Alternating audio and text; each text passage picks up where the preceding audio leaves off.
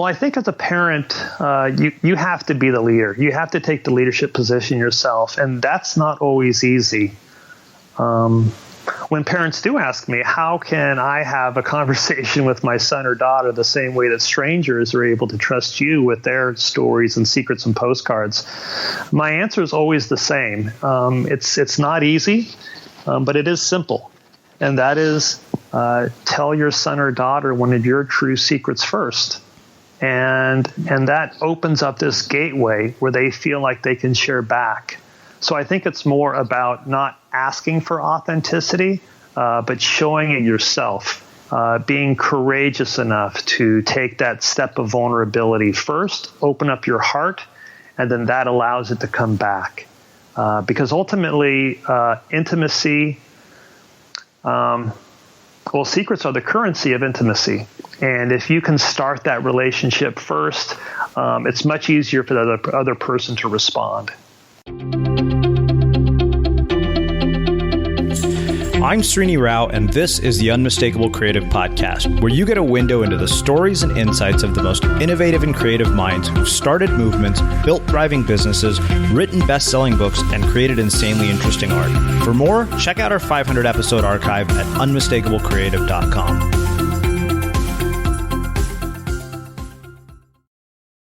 Frank, welcome to the Unmistakable Creative. Thanks so much for taking the time to join us. It is great to be here. Yeah, it is my pleasure to have you here. So unless they've been living on the moon for the last 10 years, chances are people probably already know who you are and what your main contribution to the world, PostSecret, is all about, which we will get into. But before we get into that, given the nature of your work, I want to start by asking you, what social group were you a part of in high school, and what impact has that ended up having on the choices that you've made with your life and your career? Oh, what a great place to start. Well, before high school, my parents were divorced. And so I think because of that, the nature of the social groups I joined was affected. So, for example, instead of continuing in baseball and football and basketball, kind of traditional athletic pursuits where it's very helpful to have the support of your school, your family, your father in particular, I started drifting towards things like skateboarding, where you kind of made up your own rules and your own goals, and you're off with a peer group, and there is no coach with skateboarding. And I think that kind of helped me later in life. In middle school and high school, I would say my tribe would be, things as varied as comic book collectors, Rocky Horror Picture Show, continuing to hang on to skateboarding, but also being introduced to punk rock, certain kinds of literature. I remember being really enraptured by Hunter S. Thompson and Fear and Loathing in Las Vegas, George Orwell, some of these worlds created with literature. So maybe those are some of the starting points. But really, I think PostSecret ties into that idea, too, and the internet as well. Mm-hmm. You know, in old times, pre-digital, you kind of had to find your tribe in a rough way when you were in high school and middle school. Maybe you never did until you left to go to a big city, and then you realized you were never alone. But with the web, and I hope with websites like PostSecret, the entry to your tribe and awareness of it, it comes closer to your front door, allows you to realize that you're not alone, maybe a little bit earlier in your life. And I think that's one of the beauties of the web. Mm-hmm. Well, we'll get into that because I have a lot of questions about that. But I want to ask you about skateboarding specifically. I'm an avid surfer and a snowboarder. And what is it that you think draws people to board sports and the individualistic nature of them? I can tell you what drew me personally to them is the fact that, much like yourself, I attempted a lot of sports, and usually I was the most improved player on the team, which just means you're the shittiest player on the team. And when I saw board sports, I got to see that I didn't have a standard that I was being measured against by anybody else. The only person I was competing with was myself. But I've noticed that a lot of creative people, a lot of entrepreneurs gravitate towards these very individualistic sports. I think there's a lot of ways to look at it. Some have to do with your home life and where you're coming from and what resources you have available to you. Certainly, the fact that it's a lot easier to get involved with skateboarding than it would be, say, golf. And a lot of that is determined by the home you come from, the socioeconomic strata you're from.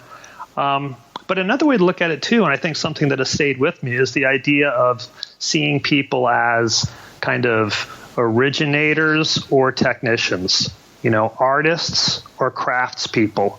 And I think with a sport like skateboarding, you're kind of making your own rules. You have internal standards you're holding yourself to. It's important who you're skating with. When you go to a Little League game, your team is assigned to you. When you skateboard, you get to choose the destination and you get to choose who you go there with. And I think that has a lot of value. Mm-hmm. Do you still skateboard now? I don't skateboard. I feel as though as I've aged, I've let go of certain activities and embraced others. Uh-huh. So where I used to play a lot of basketball and skateboard and run, today as a 54-year-old, I do a lot of swimming and road cycling and hiking. Wait a minute. That was kind of negative. No, not at all. Okay, I have questions about that too. Believe me, I'm very big on physical activities and the role that they have on creativity. So I actually want to come back to that. I totally am, and I hope we do come back to it, because for me, endurance sports has really been helpful to me emotionally. And even though I don't play basketball anymore because I've had a couple of back surgeries, I meditatively shoot free throws in the same way that somebody might find that kind of satisfaction of seeing their score go down over the years at golf. So I do kind of cling on to elements of sports and activities that I've fallen in love with as a young person, even though I can't practice them the same way today. Yeah, definitely. What were your sort of early creative expressions? Like, what did they show up as? I mean, you mentioned, a love for comic books. You mentioned a number of authors. What about your own creative efforts? Like, what were the early ones look like? Some were just drawing and graphic. So I would always, on my 3-ring binder, create all sorts of interesting and probably scary to adult graphics that might involve eyeballs or fonts or phrases or sayings that people would look at for the most part and think was just pretty weird. And, this is going to sound weird, but pranks. I feel like when I was in elementary school, middle school, and high school, I had this mind for ideas that would create things that wouldn't really translate well into the real world. But with my group of friends and with our own value system, we loved doing them. And so you kind of see stuff like this popping up on YouTube videos and, MTV. But, for example, we would create a sign that said something like, the automatic door is malfunctioning. Please take off all jewelry before you come into the supermarket. And this was at a time where it was pretty novel that you would step on a mat and the supermarket door would open up. Uh-huh. So then we would stand back and watch people take off their rings or watches before they entered the door. Or we would do prank things with shopping carts that were pretty malicious. We learned that in a supermarket parking lot at night around midnight, if you drove your car at 33 miles per hour and held a grocery cart out through the window and you rammed it into one of those curbs or parking stops, it would do a complete flip and land on all 4 wheels again. Wow. How many times did you do that? I don't recall too many. We never got caught. But yeah, our pranks were, in some ways, I feel like it almost set me up for what I did later in life, because part of it had to do with having this sense of confidence in the same way that you have to have confidence to be a con man. You have to have confidence to have a vision, an entrepreneurial pursuit, and kind of a vision. Uh-huh. And so I do think that the idea of thinking creatively and creating these social constructs that brought amusement to my friends and I later translated into some other artistic projects that I worked on. Yeah. Well, it's funny you bring up pranks, because it reminded me of one of my own junior high pranks where I pretended to be an Indian immigrant who had just arrived in this small Texas town and found some Indian lady in the phone book. And I would call her every week for almost 2 years. I would call her pretending to be some Indian immigrant who had just arrived here. And even occasionally invited myself over to dinner, although, being a seventh grader, I had no way to get there. But it was ridiculous that we managed to sustain that for 2 years. That could be a fun exploration, talking to people who are creative in their adult lives and learning how they express that creativity, probably in mostly socially unacceptable ways growing up, until they found a sweet spot, a way where they could apply it that served them and served their community. And I kind of see that in my life story in the same way that, you have young people in like the hero myth stories where they feel different, they feel separate from others. They might have some ability that makes no sense to them, but just gets them in trouble. But eventually, through suffering and pain and experience and maturity, they understand that thing that made them different can be a gift that can serve them and others in a way that brings meaning and maybe reduces suffering. Mm-hmm. Why do you think that as we get older, our creative expression starts to get more stifled? I feel that I had to really seek it out and make a deliberate choice to start expressing it, and that's when it became much more prevalent in my adult life. But that took almost 20 years post-college to get to that point. Maybe there's a lot of ways to look at it. Maybe it's related to Maslow's hierarchy of needs. And when you're young, you don't feel a sense of pressure to earn money or support yourself. You kind of have this artificial reality that you're living in that allows you to express those creative thoughts and daydreams and not feel like you have to be productive. But as we get older and more burdened with responsibilities, I know when I came out of college, I felt a great need to support my family financially, and then later to make sure my daughter was well cared for. And that's when I had my business for 20 years, satisfying that financial and security need. But then I reached a certain point in my career where I felt pretty financially free.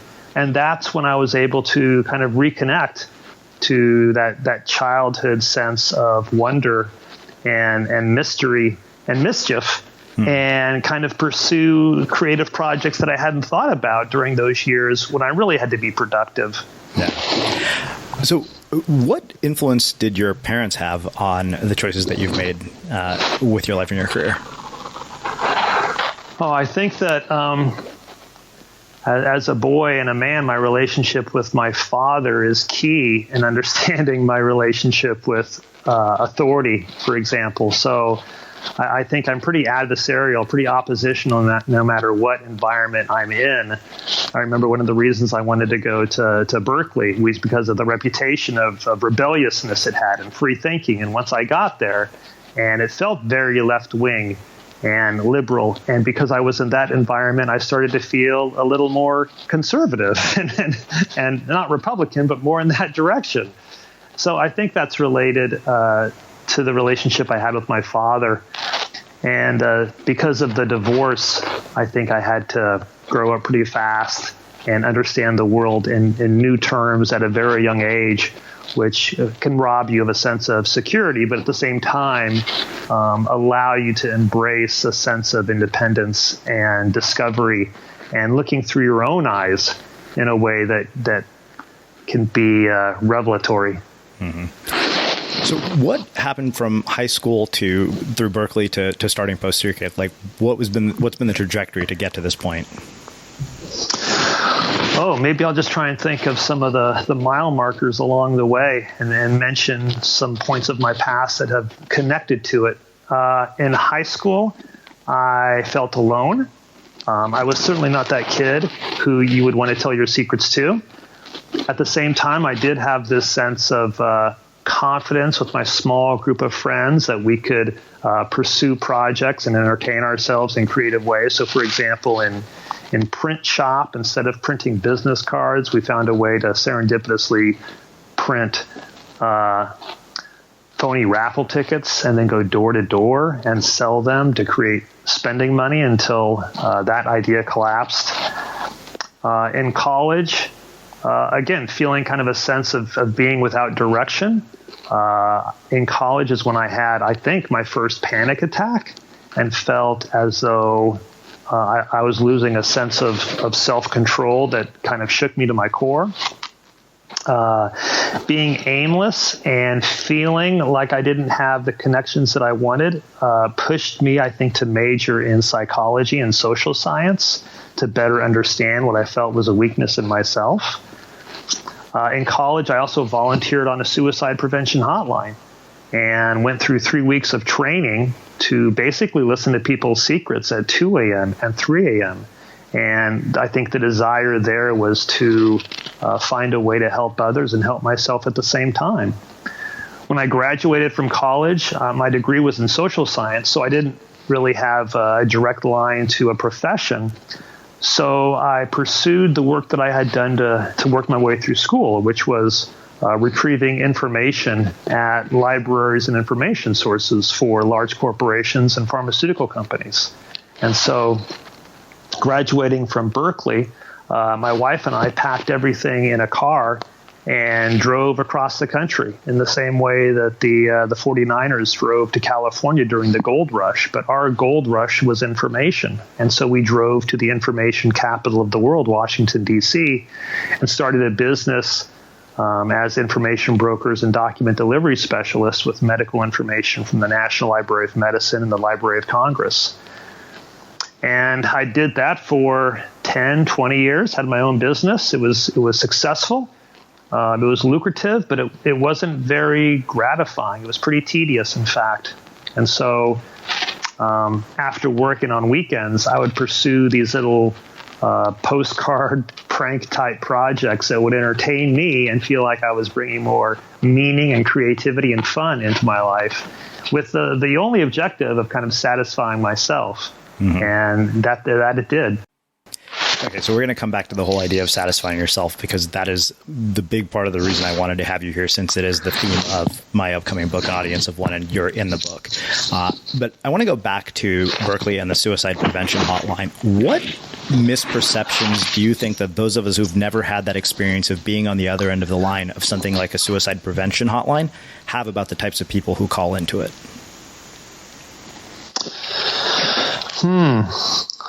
Well, I've seen over 1 million secrets from all types of people from all over the world. And so for me, I kind of see, I think, what sometimes other people haven't had the opportunity to understand, and that is how issues of isolation and mental health and relationship issues affect all of us at different points in our time. And if you've never had a struggle with mental illness, you certainly have a friend or a family member right now who's in the middle of a struggle, but hiding it because they feel a sense of shame, because they feel burdened by it, because they think nobody will understand or think they're weird if they knew.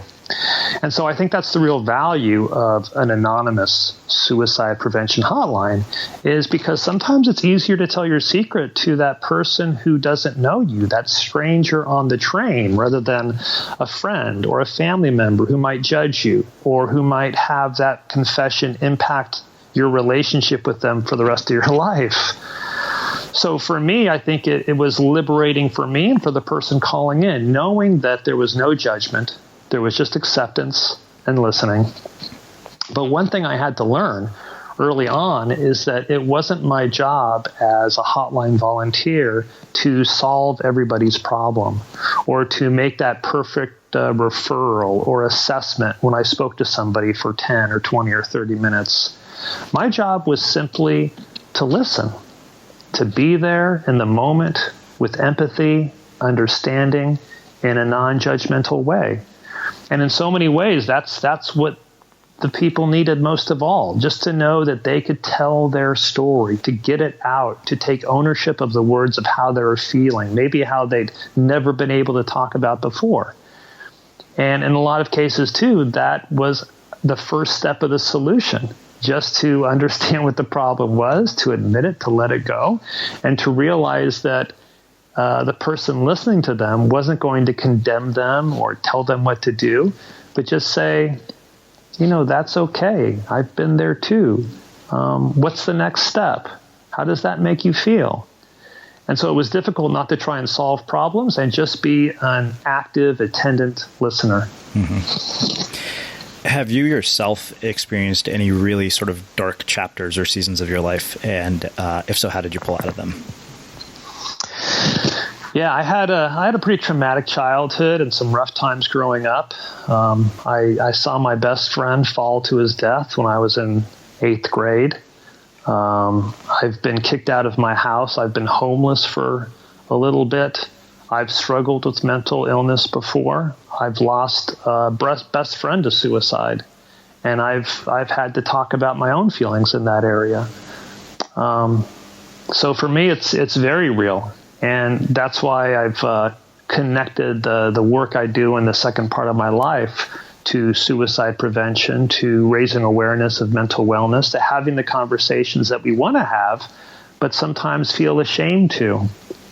I see a lot of these secrets coming from America, and I feel like one of America's deepest secrets is the struggle that we have with suicide and not admitting it to ourselves.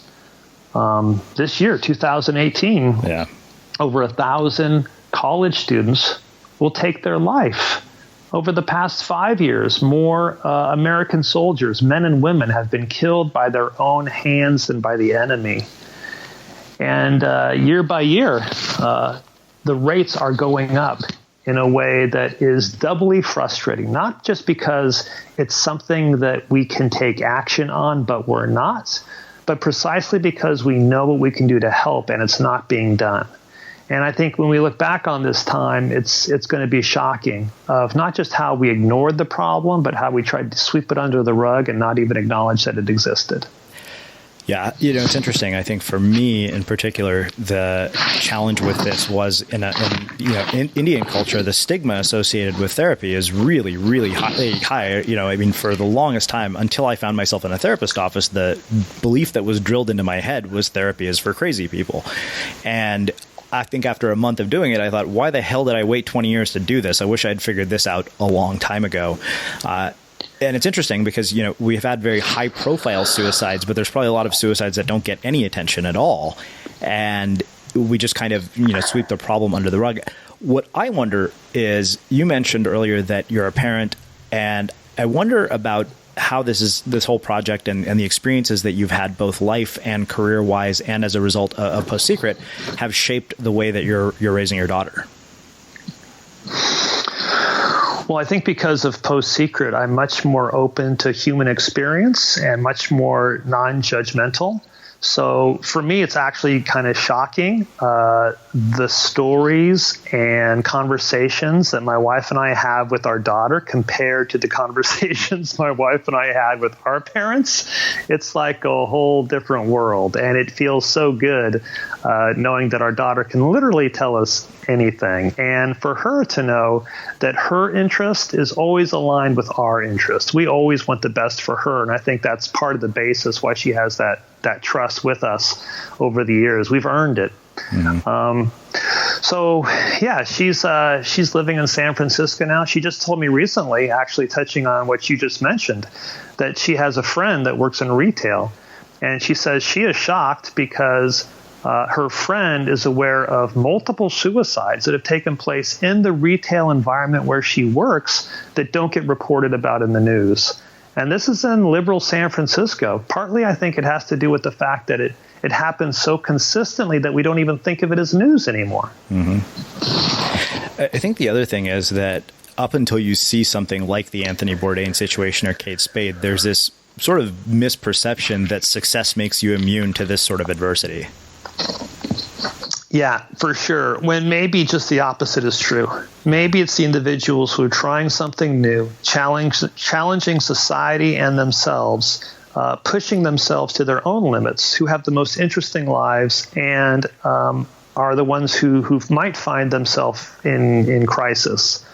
I know personally, I prefer to hang out with people who have struggles and are struggling. I just find it more interesting. And it's interesting how people can make these connections through that. I received an email once from a young woman, and she said, I was struggling in high school. I was failing. I was frustrated with myself and the world. I had a crisis. And I ended up going to a mental institution. And she said, on the drive there, I was so freaked out. I was so worried. I didn't know what to expect. And she said she walked in and she met a group of people there. And one of the boys, about her age, came up to her and simply said to her, "You're not the most fucked up person anymore." And she said just hearing that from a stranger who had instantly become a friend just by making that confession allowed her to let go of that burden she was feeling and really begin to accept herself for who she was and to feel a part of this community of others who felt like outsiders, but at the same time were real and were welcoming. Mm-hmm. What advice would you give to parents who are listening to this about having difficult conversations with their children and allowing their children to feel comfortable enough to have difficult conversations with them? Well, I think as a parent, you have to be the leader. You have to take the leadership position yourself, and that's not always easy. When parents do ask me, how can I have a conversation with my son or daughter the same way that strangers are able to trust you with their stories and secrets and postcards? My answer is always the same. It's not easy, but it is simple. And that is tell your son or daughter one of your true secrets first. And that opens up this gateway where they feel like they can share back. So I think it's more about not asking for authenticity, but showing it yourself, being courageous enough to take that step of vulnerability first, open up your heart, and then that allows it to come back. Because ultimately, intimacy, secrets are the currency of intimacy. And if you can start that relationship first, it's much easier for the other person to respond. So I don't know about you, but vacuuming is not one of those things that I ever look forward to doing. But as you know, your environment has a huge impact on your creativity. So I still like it to be clean wherever I'm living and working. But now it doesn't have to be something that you deal with. If you're like me and you grew up in the 80s, you probably fantasized about the day when cleaning your house would be like it was for the Jetsons, meaning you don't have to lift a finger. Well, the good news is that we're already kind of living in that future. And the easiest way to make sure your floors are clean every day is with the iRobot Roomba Robot Vacuum. It cleans up after itself. The Clean Base automatic dirt disposal takes convenience to a new level, automatically empties its own bin into an allergen lock bag that holds 60 days of debris and traps 99% of pollen, mold, and dust mites, so you can forget about vacuuming for months at a time. Let the Roomba clean for you instead. It learns your home, finds dirt, and empties itself on its own. It's got powerful cleaning performance made effortless. Remember, if it's not from iRobot, it's not a Roomba. To learn more, go to irobot.com/unmistakable. Wow. You know, it's interesting. A couple of months ago, I was dating a girl and she said, "What's the worst thing about you that you'd be afraid to tell me?" And I couldn't tell her. I basically said, "I think you already know," and it wasn't the truth at all. Yeah. Well, that is a secret in and of itself, the fact that you shared that with me and with your listeners. And it brings up another point, and that is, if you were to ask me if I think we should tell all of our secrets to everybody in our life, I would say the answer is absolutely not. There are some secrets I keep to protect my wife, to protect my daughter. So I think it's very important what we choose to conceal and what we choose to reveal. And it's just as easy to hurt somebody by acting like you're telling them a secret than it is to hide something in a way that can be destructive. So the answer is not always to tell somebody your secrets. But I do think it's healthy to challenge ourselves to open up with the people who are closest to us and tell them a little bit more about who we are. So tell me about the day that this project started. I know I had a chance to read about it anecdotally and kind of, heard a little bit about it in your TED Talk, but I really want to hear from you directly. Well, I think there's lots of starting points. Maybe one starting point was as a child when I realized our family kept secrets from others, and then later on realized my family kept secrets from me. Maybe it was born on the suicide prevention hotline, listening to strangers tell me their secrets. Or my fascination with postcards, which happened probably in the 5th grade. A lot of kind of elements, I think, have gone in to feed this project that took my life and turned it upside down. Mm-hmm. And it's funny, when those things were happening, they all felt random. But looking back on my life, I can see how they all wove together into this chord of destiny. Mm. I mean, there's a lot of starting points. When I was working at my business, I was taking off on the weekend and doing things after work with these postcard projects. The first postcard project took place in Paris. I was visiting Paris for the first time, and when I flew in, the first place I went to was down some touristy alleys, and I purchased 3 postcards. They were all Little Prince postcards, and I came back to my hotel room and stuck them in my dresser drawer, my nightstand drawer for the first night in Paris, and fell asleep. And during that night, I had a lucid dream, a dream where I realized I was dreaming. And in my dream, I was in that room, and in my dream, I opened up the drawer and looked at those postcards, and each one had been altered.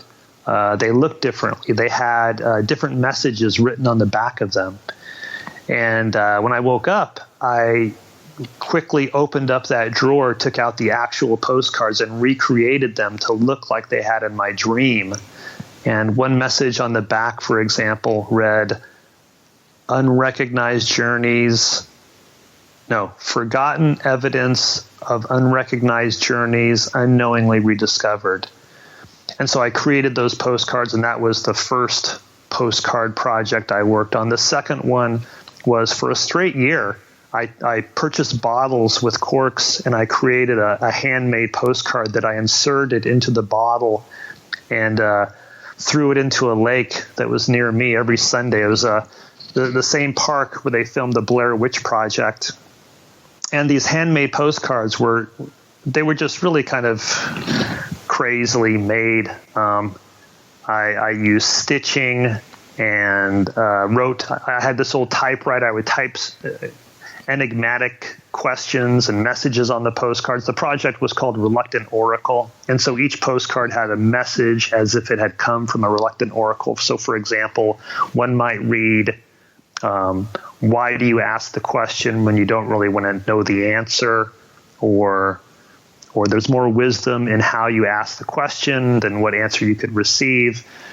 And so I threw these in the lake every Sunday, and eventually it got picked up by regional, national, and international media. Where were these mysterious bottles coming from? And there were these news stories, like local TV news reports about these mysterious bottles. What did they mean, and where were they coming from? And that was the second postcard project. One of the postcards that I created actually said something like, you'll find your answer in the secrets of strangers, one of the 52. And that, I think, kind of led me to starting PostSecret, which changed everything. Mm. When you were handing out the postcards for PostSecret the very first time, if I remember correctly, you handed them out to strangers on Washington, D.C. What did they react like when you actually were giving them to them? Yeah, I printed up about 3,000 self-addressed postcards, and at night went to Washington, D.C. and walked the sidewalks soliciting secrets from strangers. And I would walk up to somebody and say, hi, my name's Frank, and I collect secrets, and extend my arm with this white postcard at the end. And I got, as you can imagine, all kinds of reactions. Some people ignored me. Some people took several cards. Some people said, I don't have any secrets. But I always made sure they took a postcard because I believe they've got the best ones. Hmm. So one of the things that you had said earlier was about the fact that, thanks to the web, we have this sort of closer connection to our tribe. And at the same time, we have a world in which social media has created an almost dystopian, world in which we're more isolated than we've ever been, despite the fact that we're more digitally connected than we've ever been. How do you think about that as somebody who has created PostSecret? Yeah, I felt that paradox as well. The idea that there's never been more people on the planet. There's never been more communication technology that can bring us together.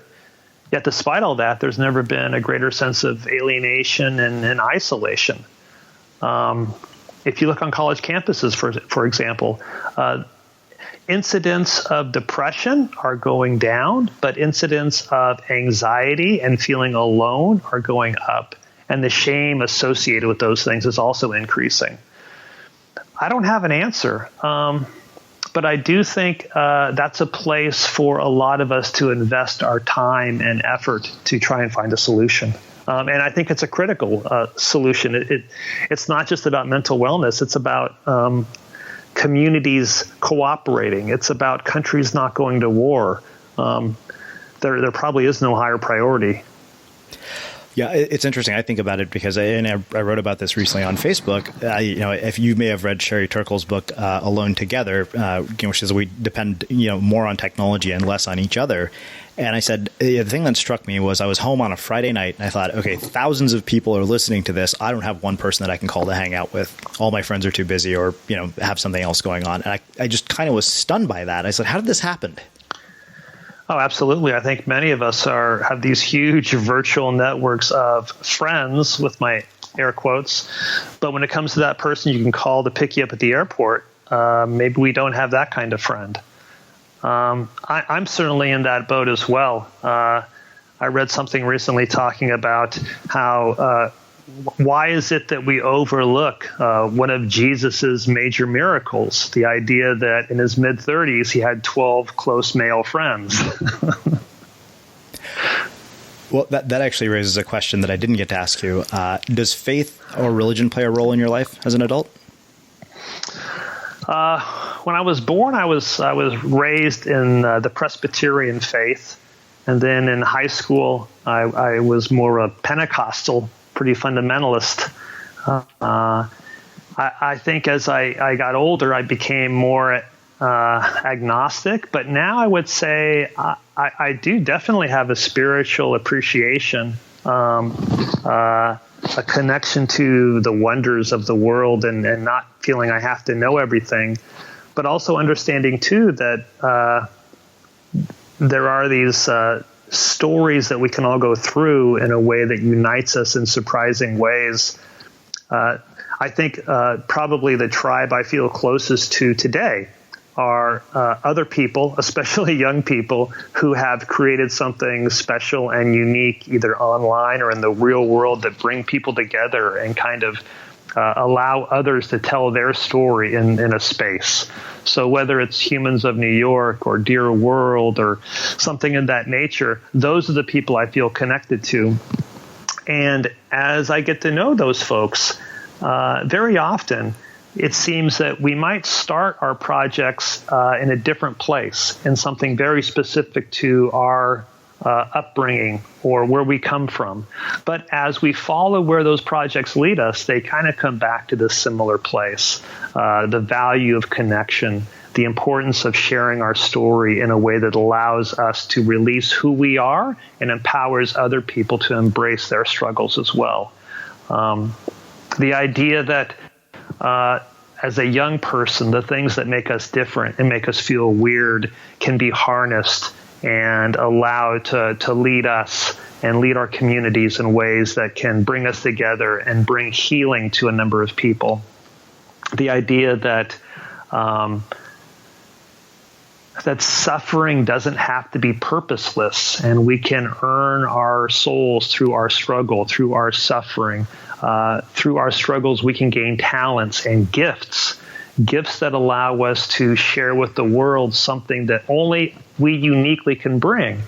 And so those are some of the lessons I've learned through my journey and my struggle. And it's allowed me to look back on my life and embrace the most painful parts that I thought I would never want to relive again if I could or had to. But now looking back on it, see how they led me to where I am today, doing the things I love to do.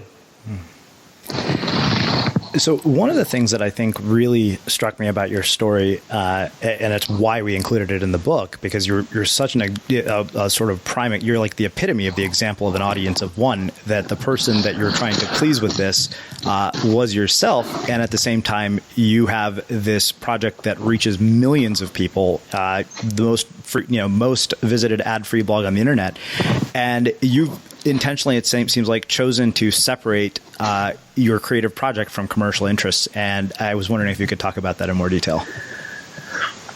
Sure.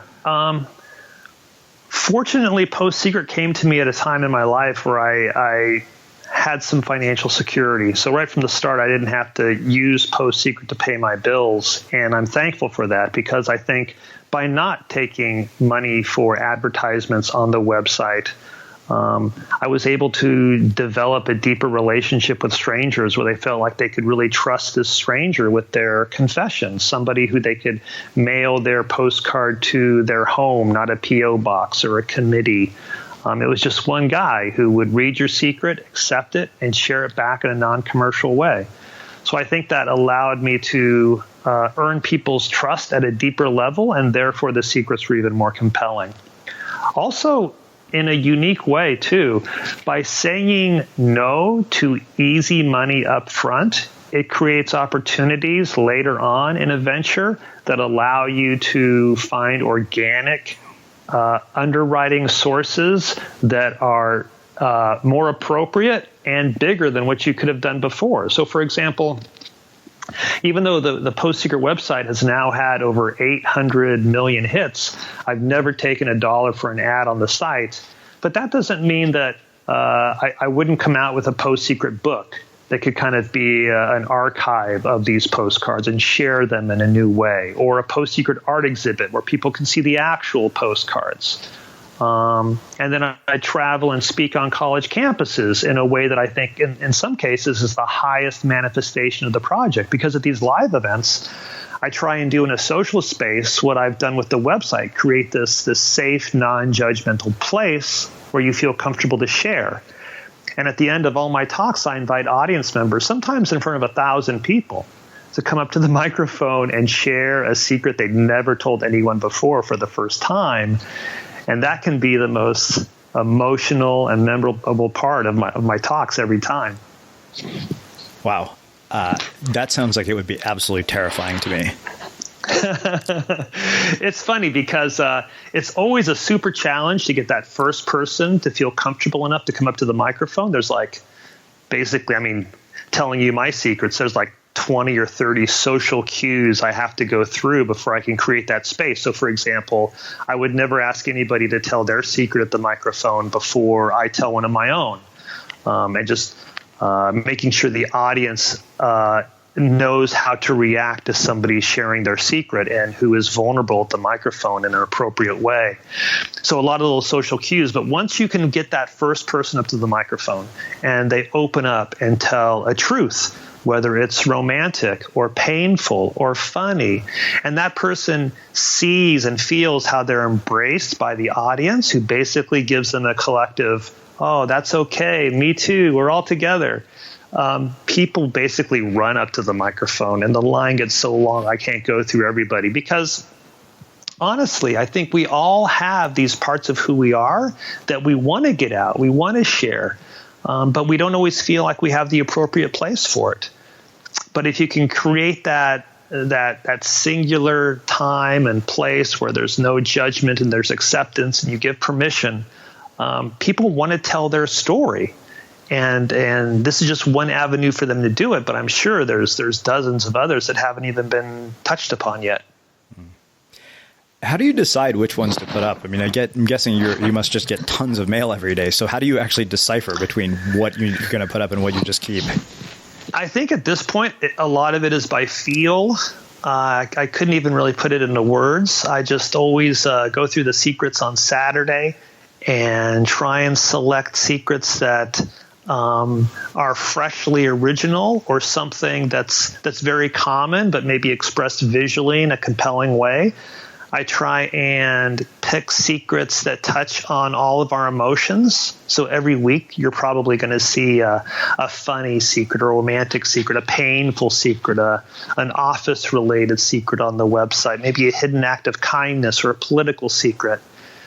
And then I take these individual voices and try and edit and arrange them and connect them in a way that they tell a story about us, so that they're more like a conversation rather than just individual voices.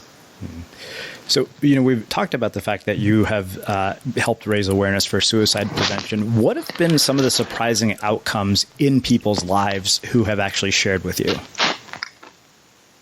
There is something primally powerful about telling a true secret. It can change others. It can change you.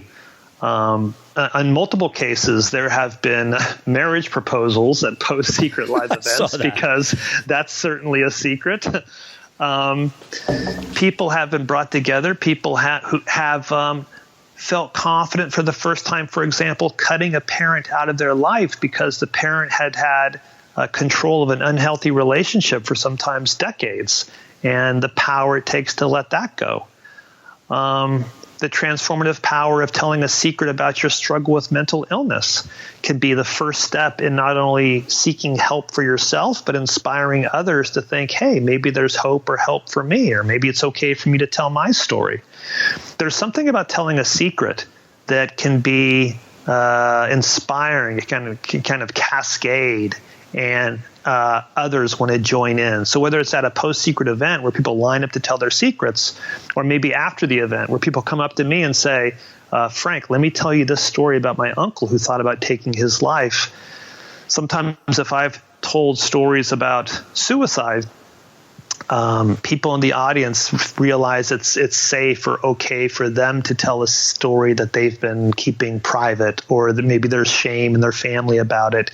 And if you can just give permission, those stories start to emerge in a beautiful way, where ultimately I think the way Post-Secret is designed is, even though some of the secrets can be painful, it's a celebration of our story, of the perseverance, of the transformation, of finding the right way to tell our story that takes all the pain and trauma in our past and allows us to take ownership of it and use it to propel us into the future we want. Do you ever get emails and look at them and wonder, whoa, what am I supposed to do with this? That's actually a painful question to me, because even though all the postcards arrive pretty much anonymously, the emails don't. Yeah. And I get a lot of emails, and I can't respond to all the emails appropriately the way I think I should.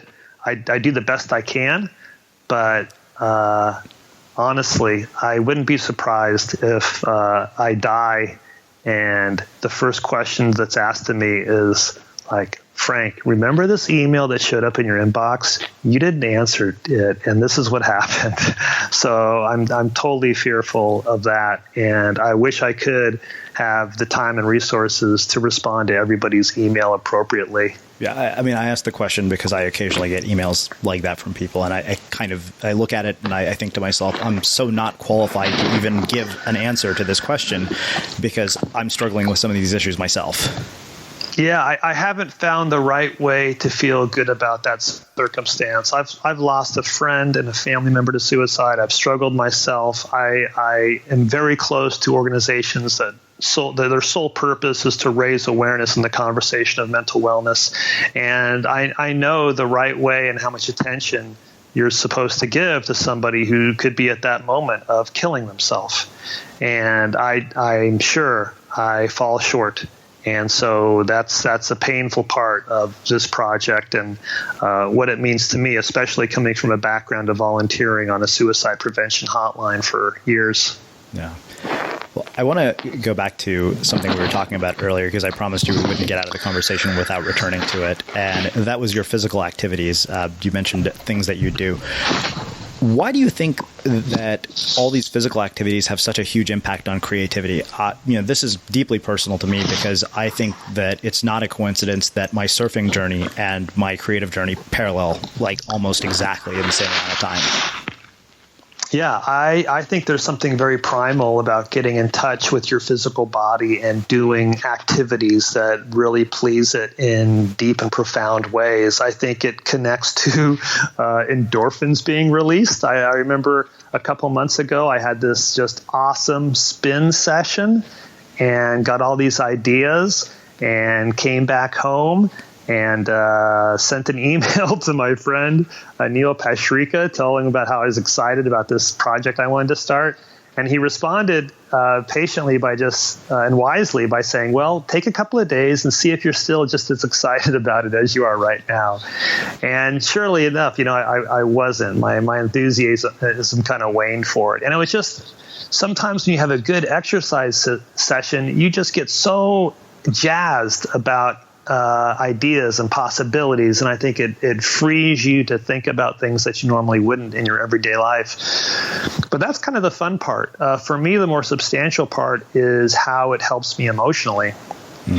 I remember having panic attacks in college and being unnerved by that.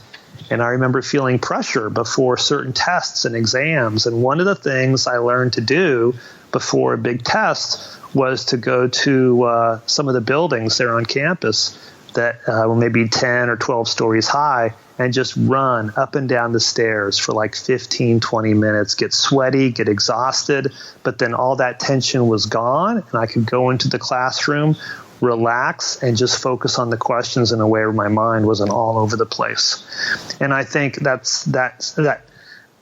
coping mechanism has stayed with me for my whole life, because when I was younger, in my 20s, I would do triathlons. And to this day, I really challenge myself physically in a way that I hope is good for my longevity, but is really primarily about trying to keep that balance emotionally and be stable. So that could mean, like 3 days ago, I hiked up a mountain, 15 miles total hike. The week before that, I rode 30 to 40 miles along the beach on my road bike. I'm planning later on this month to hike up, or next month maybe, hike up Mount Whitney in California. And last year, I rode my bike literally across Italy from beach to beach. So it's something that's a real cornerstone of my life, and I think it keeps me balanced, and it's an obsession, but a healthy obsession. Yeah, no doubt. Wow. Well, this has been amazing. I have one final question for you, which is how we finish all of our interviews at the Unmistakable Creative. What do you think it is that makes somebody or something unmistakable? Unmistakable? Wow, there's a lot of ways you can interpret that. I'm just going to go with my first impression of it and say, why would you want to be unmistakable? And what I mean by that is I make a hell of a lot of mistakes in my life. I feel like with PostSecret, it's a project that has allowed me to go into publishing and public speaking and art exhibiting and app creating and making an album and a website, all things I had no experience and maybe no business getting into. But I did want to do fun, creative stuff.